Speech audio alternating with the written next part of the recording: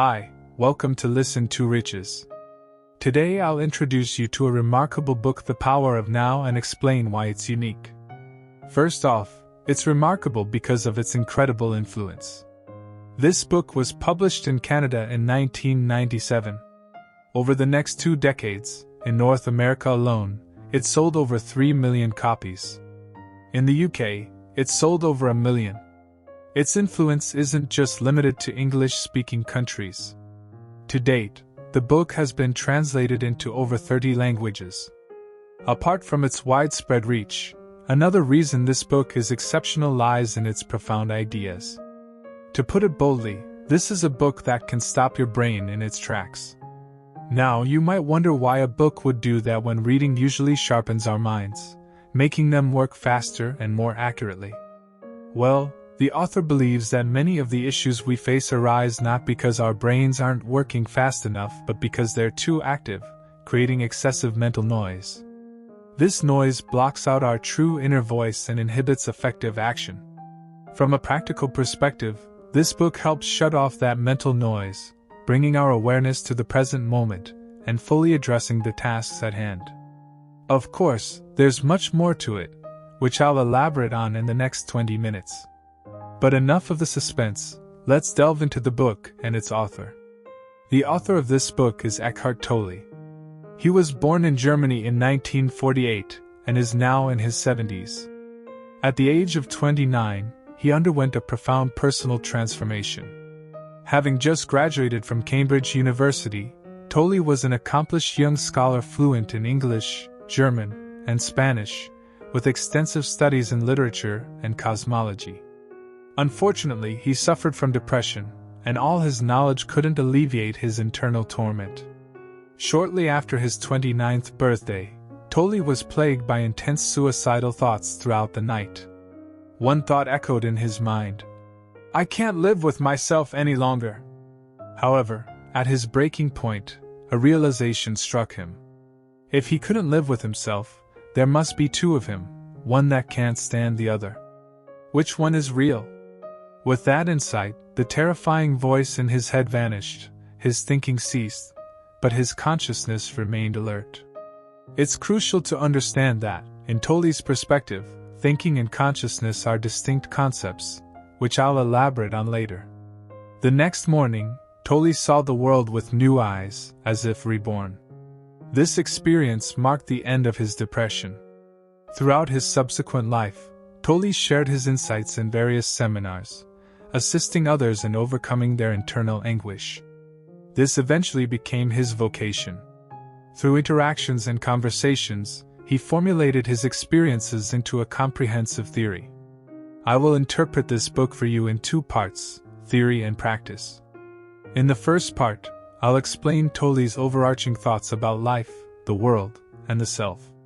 In the second part, we will discuss how to apply Tolle's theory to eliminate the noise in our heads, bring our attention back to the present, and lead a more fulfilling life.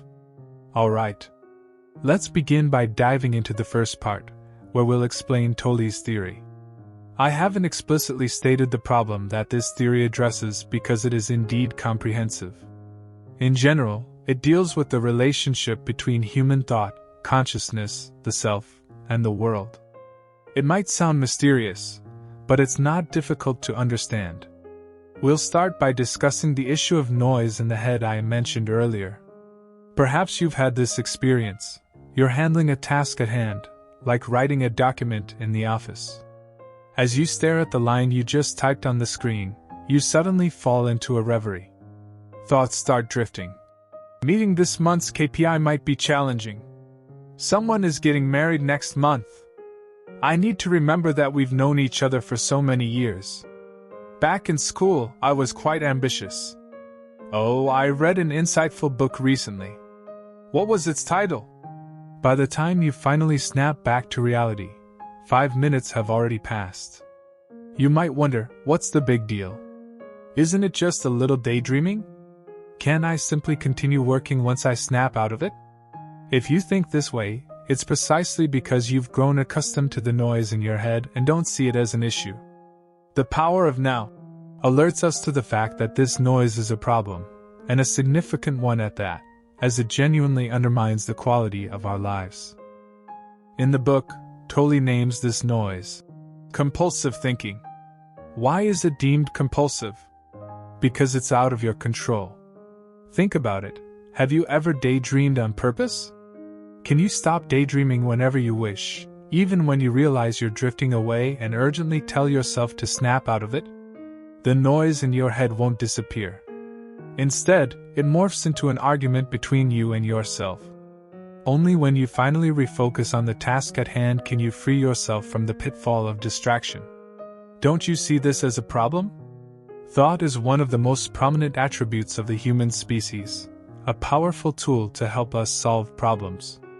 But the issue with compulsive thinking is that the tool has taken over the master. Your thoughts dominate you when you're not consciously guarding against them. It's like when you're using a computer, and suddenly an inexplicable program pops up and runs by itself, pushing aside whatever you were doing and hogging a significant portion of the CPU's processing power. In our brains, this happens daily, and even several times within an hour, wasting so much of our time and energy. Yet, the loss of time and energy isn't even the biggest problem with compulsive thinking.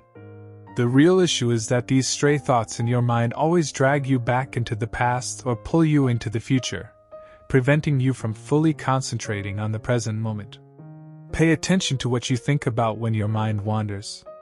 They're often fragments of past memories that left an impression or your imaginations of the future.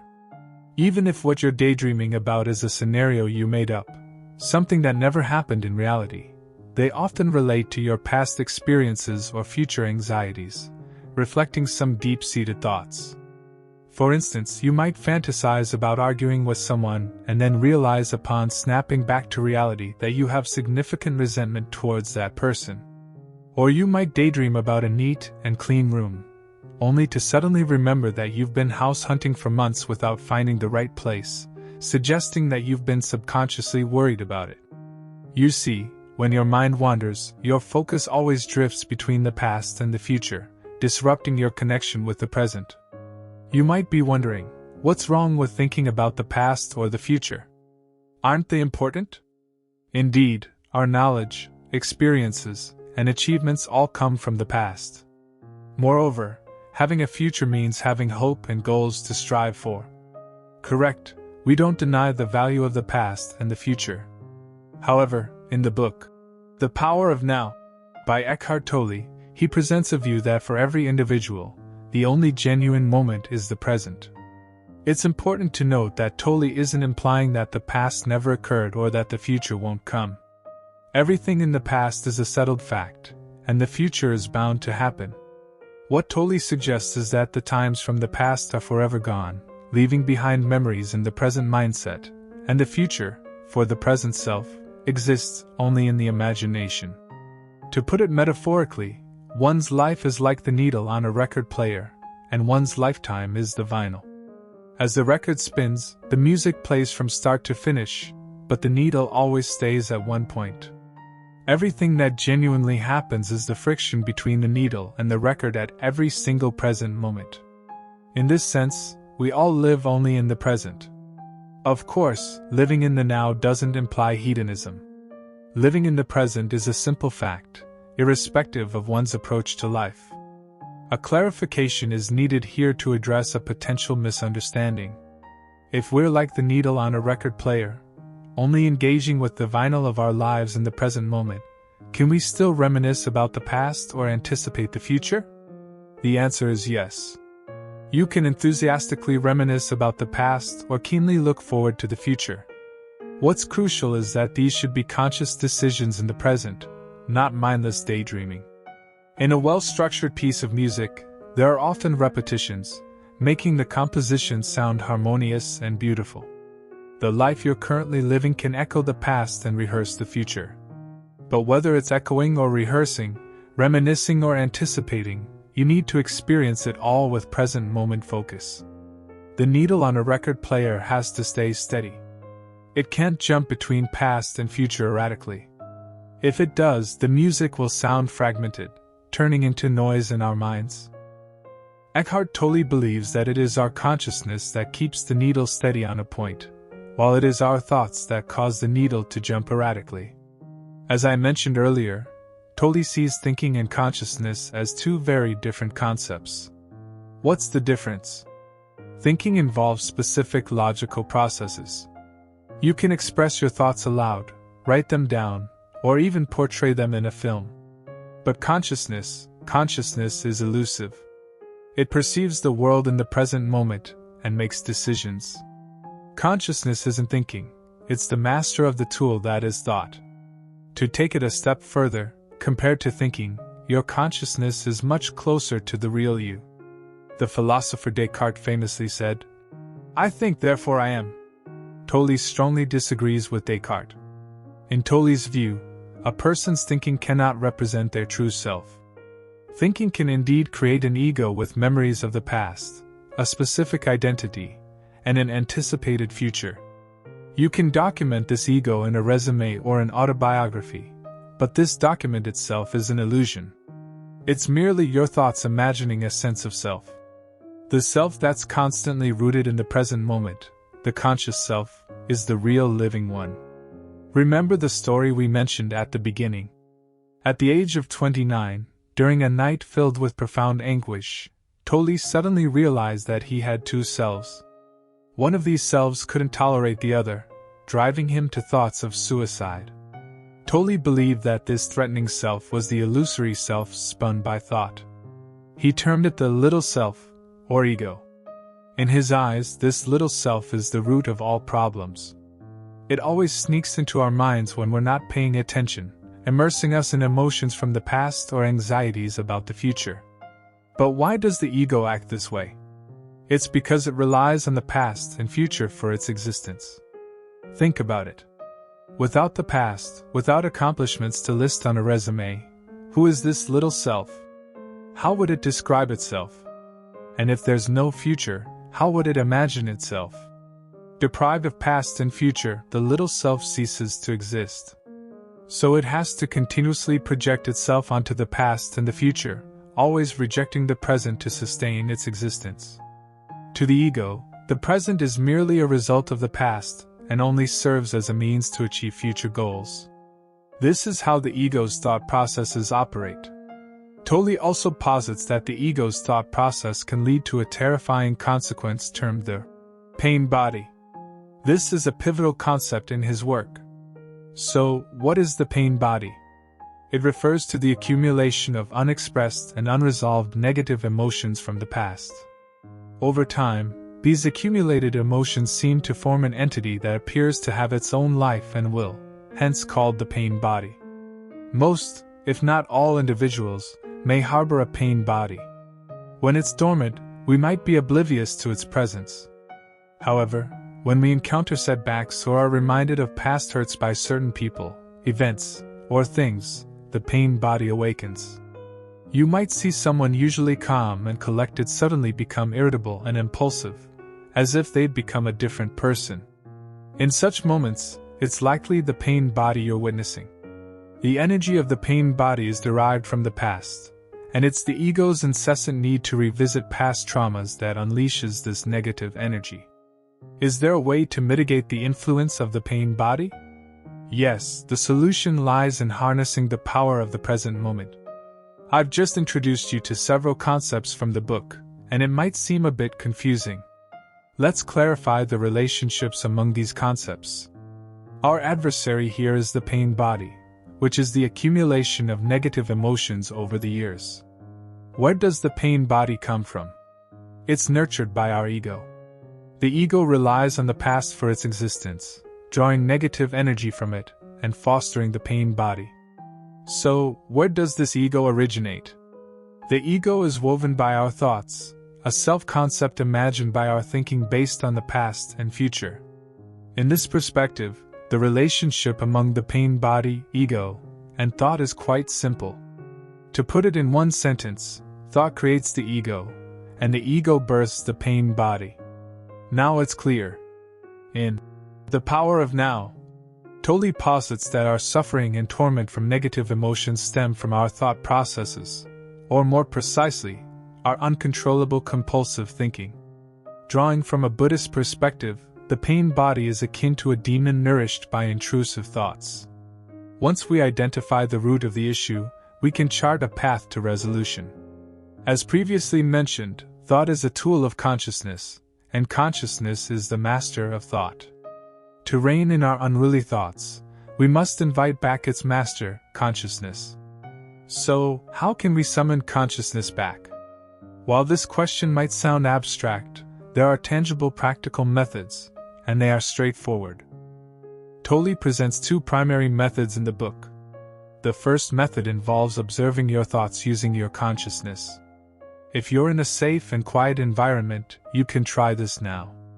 Close your eyes and tell yourself, "I want to see what the next thought that arises in my mind will be." Then, focus intently, like a cat watching a mouse hole, and silently wait for your next thought to emerge.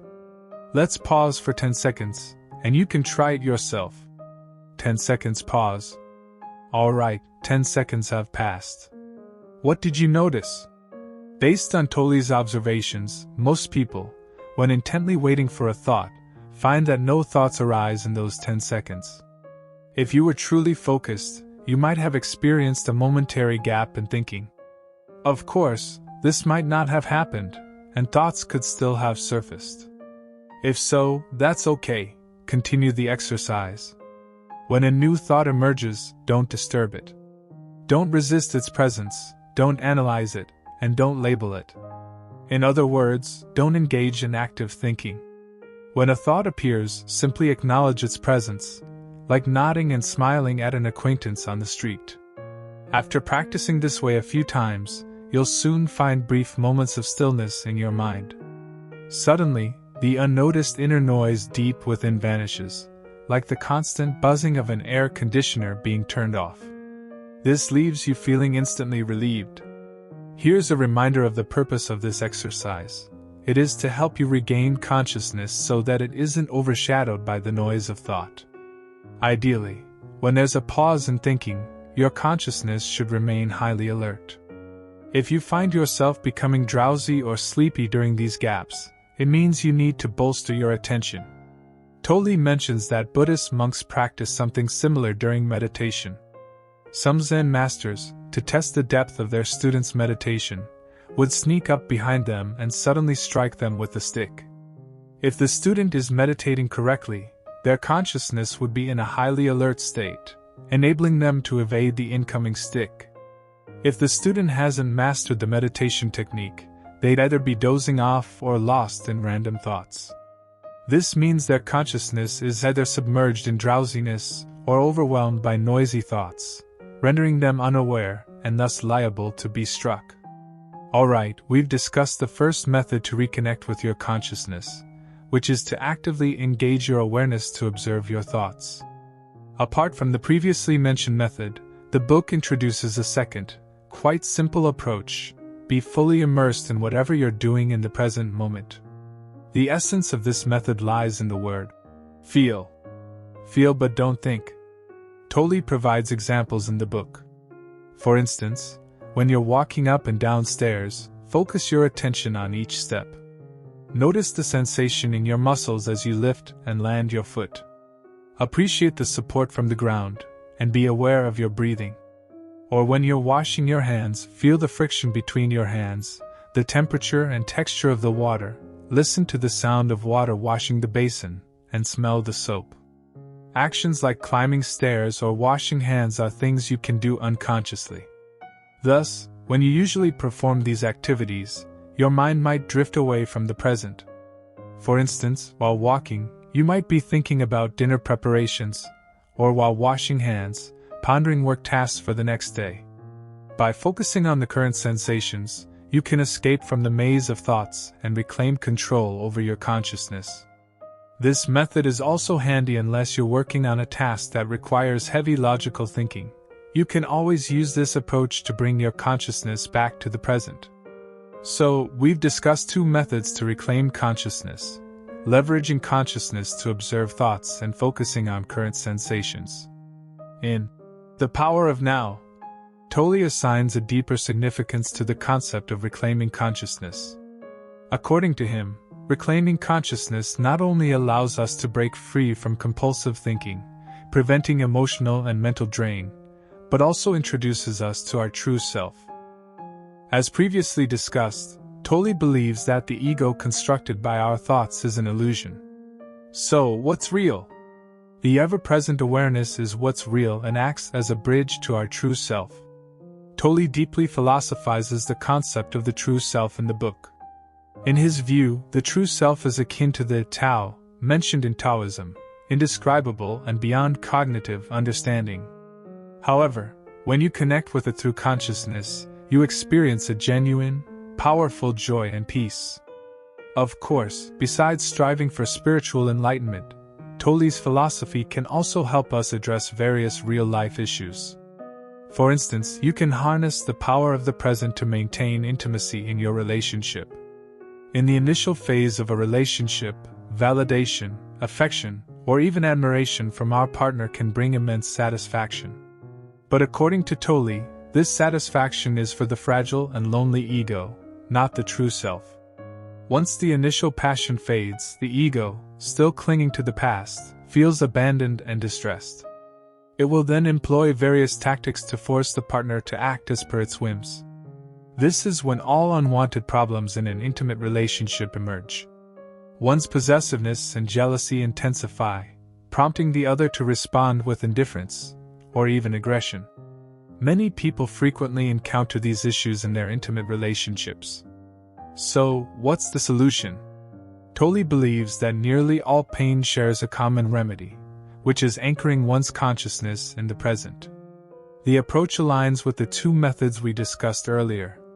When conflicts arise in a relationship, both parties can actively engage their awareness to observe their and each other's thoughts.